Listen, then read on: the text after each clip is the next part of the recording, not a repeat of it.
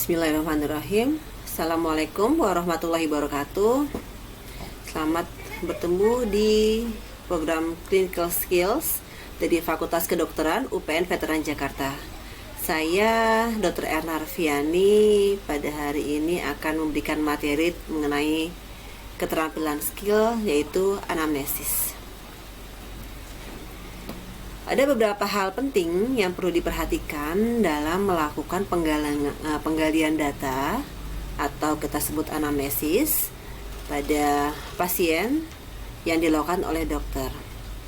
Nanti kita akan melakukan kegiatan anamnesis ini akan sangat sering dan akan dapat dilakukan di mana saja, sehingga kita harus tahu poin-poin apa saja yang memang kita harus perhatikan untuk mencapai data kita ini lengkap dan dapat digunakan untuk penegakan suatu diagnosis. Yang pertama adalah menyapa pasien dan melakukan sambung rasa. Menyapa pasien pada saat pasien datang ke tempat kita mengucapkan selamat pagi Pak, selamat siang, atau selamat malam, atau juga bisa mengucapkan salam dalam bahasa yang lain, misalnya Assalamualaikum warahmatullahi wabarakatuh Pak, silakan masuk Pak, seperti itu. Itu menyebabkan keadaan dan perasaan dari pasien menjadi senang dan merasa diperhatikan. Lalu kita kuatkan lagi dengan melakukan sambung rasa. Lalu kita bisa tanyakan, bagaimana Pak? Silakan duduk dulu gitu ya, biar dalam keadaan nyaman pasiennya pada saat kita melakukan suatu anamnesis. Setelah pasien merasa nyaman dan juga kita sapa dan juga sudah duduk dalam posisi yang enak gitu ya, selanjutnya kita menanyakan identitas pasien berupa nama, alamat, umur, pekerjaan, dan pendidikan terakhir. Oke, selanjutnya kita dapat melakukan suatu informed consent. Informed consent itu merupakan suatu persetujuan dari pasien untuk melakukan suatu kegiatan yang apabila informed consent ini tidak disetujui, maka kita tidak dapat melanjutkan kegiatan ini. Misalnya kita meminta data, kalau pasien tidak mau memberikan data, maka kita juga tidak dapat melanjutkan kegiatan ini. Misalnya kita ingin menyuntik pasien, maka kita minta izin pada pasien, Pak, mohon maaf, nanti kami akan melakukan suatu tindakan penyuntikan kepada bagian tubuh Bapak, apakah Bapak bersedia? Ya, kita minta kesediaan pasien. Apabila tidak bersedia, tidak bisa dok, saya takut gitu ya, atau saya punya alergi dan seperti apa yang lain, menolak, maka kita tidak dapat melanjutkan kegiatan itu. Maka tidak dapat dilanjutkan lagi step-step selanjutnya. Nah, apabila pasien sudah mengerti akan dilakukan apa, misalnya kita ingin mengatakan pada saat ini kami akan melakukan tanya jawab Pak, dan juga agar Bapak dapat menjawab dengan sejujurnya dan lengkap sehingga dapat membantu kami dalam menegakkan diagnosis. Dan juga semua hasil data ini akan kami simpan di rekam medik gitu ya. Tidak akan kami sampaikan kepada orang lain yang tidak berkepentingan sebagai rahasia jabatan kami. Apabila Bapak berkatakan bersedia, atau bahkan ada ya di rumah sakit itu dalam bentuk surat informed consent itu ditandatanganin oleh pasien, mengatakan bahwa pasien bersedia untuk ditanya tentang data-datanya, informasinya, atau dilakukan kegiatan khusus. Sesudah itu kita lanjutkan dengan menanyakan keluhan utama. Keluhan utama apa yang menyebabkan pasien datang ke tempat kita, gitu ya. Kita melakukan mengajukan pertanyaan itu agak spesifik karena dari banyak keluhan-keluhan yang diderita oleh pasien, apa yang paling menyebabkan pasien ini tidak enak dan ingin mendapatkan bantuan. Jadi misalnya keluhan utamanya bisa batuk yang tidak berhenti-berhenti, bisa demam, bisa adanya pembengkakan di leher, gitu ya, atau nyeri menelan dan sebagainya. Dari keluhan utama ini kita biarkan pasien untuk bercerita dulu. Kita buka open question. Keluhan utamanya apa Pak? Saya demam gitu misalnya. Oh demam Pak ya, bagaimana Pak demam yang Bapak rasakan gitu ya. Lalu pasien akan menceritakan tentang demam itu bagaimana ceritanya gitu ya. Tapi kalau misalnya tidak ada suatu poin yang dapat kita ambil, maka kita dapat melanjutkan dengan close question. Misalnya, sejak kapan Pak? Jadi jelas, langsung menanyakan waktunya. Sejak kapan Pak demamnya? Lanjutnya lagi, misalnya, seberapa sering Pak demamnya?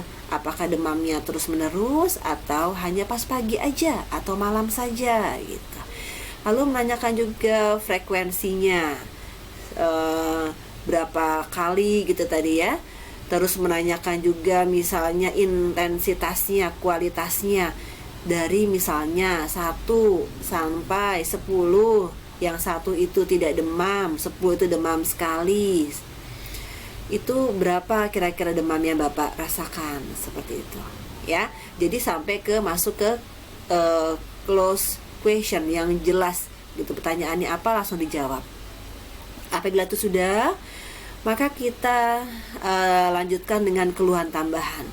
Bapak tadi demam, ada keluhan lain Pak? Gitu ya, kita tanyakan. Keluhan lainnya misalnya pasiennya menjawab, saya batuk juga Dok. Oh batuk, bagaimana Pak batuknya? Gitu ya. Sejak kapan? Misalnya dia berceritakan dulu, oh masih kemana-mana nih batuknya, ceritanya masih kemana-mana, maka kita masukkan, lanjutkan ke close question lagi. Sejak kapan Pak batuknya Pak? Oh begitu, batuknya disertai dahak Pak? Batuknya berwarna apa Pak dahaknya, dan sebagainya. Jadi apa yang mau kita gali, apa ada darahnya Pak, dan sebagainya gitu ya. Dilanjutkan dengan riwayat penyakit sekarang. Riwayat penyakit sekarang ini adalah checklistnya ya. Mungkin sambil lebih gampang saya bacakan dulu saja yang diperhatikan. Selanjutnya bisa masuk ke checklist, saya bisa jelaskan lagi ya. Jadi tadi menyapa pasien dan sambung rasa, melakukan inform consent, menanyakan keluhan utama, menanyakan keluhan tambahan yang diderita oleh pasien. Selanjutnya riwayat penyakit sekarang, itu yang sekarang pasien mengeluh gitu ya. Mungkin ada tambahan-tambahan yang lain gitu ya yang bisa dijelaskan gitu ya. Lalu riwayat penyakit dahulu, pernah nggak mengalami penyakit yang seperti ini juga? Apakah ada riwayat pengobatan gitu ya? Riwayat pengobatan juga ditanyakan. Lalu riwayat keluarga, ditanyakan keluarga sekitar ini ada nggak yang mengalami seperti itu juga, atau nanti ada penyakit-penyakit khusus yang bisa kita tanyakan seperti darah tinggi, kencing manis, alergi dan sebagainya pada diri pasien dan diri keluarga. Sosial ekonomi kita tanyakan juga, karena menyangkut dengan bagaimana faktor itu bisa mempengaruhi dari penyakit pasien. Faktor kebiasaan, misalnya dari cara pola makannya gitu ya. Pola makan bisa mempengaruhi pola istirahatnya, pola bekerjanya gitu ya, dan yang lain-lain. Selanjutnya kita masuk ke tinjauan umum. Tinjauan umum itu ada banyak tinjauan yang kita bisa bedakan di ekstremitas atas dan ekstremitas bawah. Misalnya ekstremitas atas itu dari kepala, kita lihat apakah ada gangguan di kepalanya, ada bengkak, ada nyeri, ada pusing gitu ya, sampai akhirnya di ekstremitas bawah juga. Akhirnya semua data-data tadi kita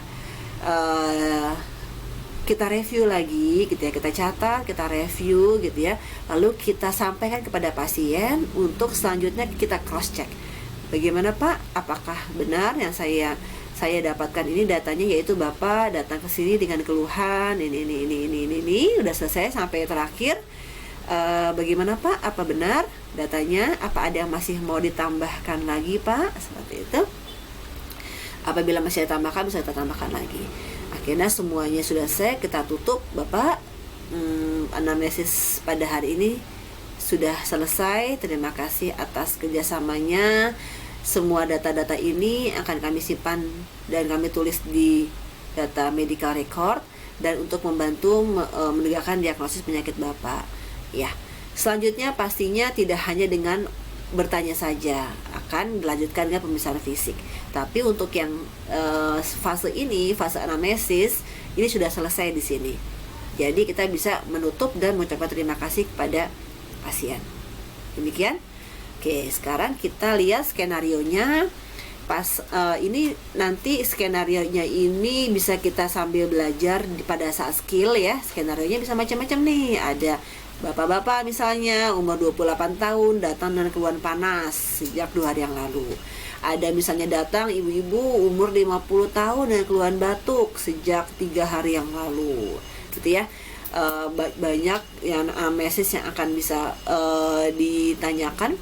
Selanjutnya anamnesis ini biasanya ini juga akan yang ditanyakan pada saat ujian. Nah, ujiannya untuk anamnesis untuk skills kita menggunakan OSCE. Jadi kita ujian yang secara struktural sesuai sama checklist ya. Maksimal kita 6 sampai 7 menit. Sesudah itu langsung kita pindah ke stage selanjutnya, ke station selanjutnya. Untuk misalnya sekarang stage 1 anamnesis, stage 2 adalah pemeriksaan fisik dan sebagainya gitu ya. Jadi nanti pas latihan maksimal 10 menit pada saat skills lab. Ini checklistnya. Di sini ada aspek prosedurnya dan juga ada bobotnya, ada skornya ya. Skor yang pertama ini yaitu 0 apabila tidak dilakukan oleh mahasiswa. Kalau mahasiswa tidak melakukannya maka kita checklist 0 gitu ya.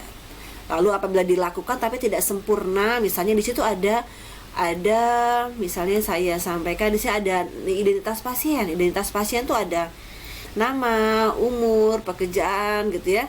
Status pernikahan, pendidikan terakhir. Ini cuma nanya nama peserta, nama penderita sama umur aja gitu ya.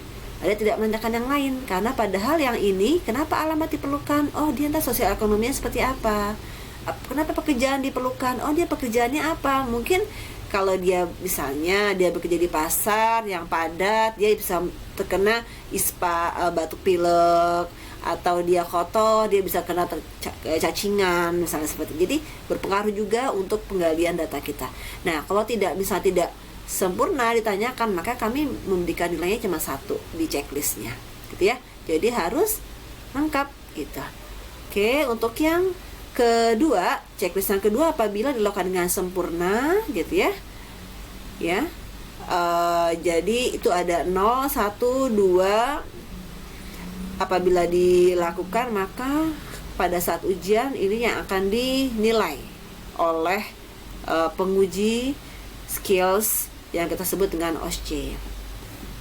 Ini adalah checklistnya nak. Kita bisa lihat ada pembukaan tadi ya, ada menyapa, memperkenalkan diri gitu ya. Bobotnya 1, lalu membina kesambung rasa, mempersilakan duduk, memperkenalkan diri. Ya, oke. Lalu ada inform consent kepada pasien tadi untuk meminta persetujuannya. Selanjutnya nih, lanjutkan dengan riwayat kesehatan yang lalu, riwayat keluarga, tadi punya penyakit apa, riwayat sosial ekonomi, misalnya dia rumahnya ventilasinya cukup apa enggak, seperti itu misalnya ya. Itu menunjukkan dia ekonominya seperti apa misalnya. Faktor kehidupan misalnya merokok, alkohol dan sebagainya gitu ya. Lalu tinjauan umumnya di kepala, gangguannya di mana nih misalnya, di kepala teriak sakit, bengkak dan sebagainya gitu ya. Sampai akhirnya semua kita tanyakan ya.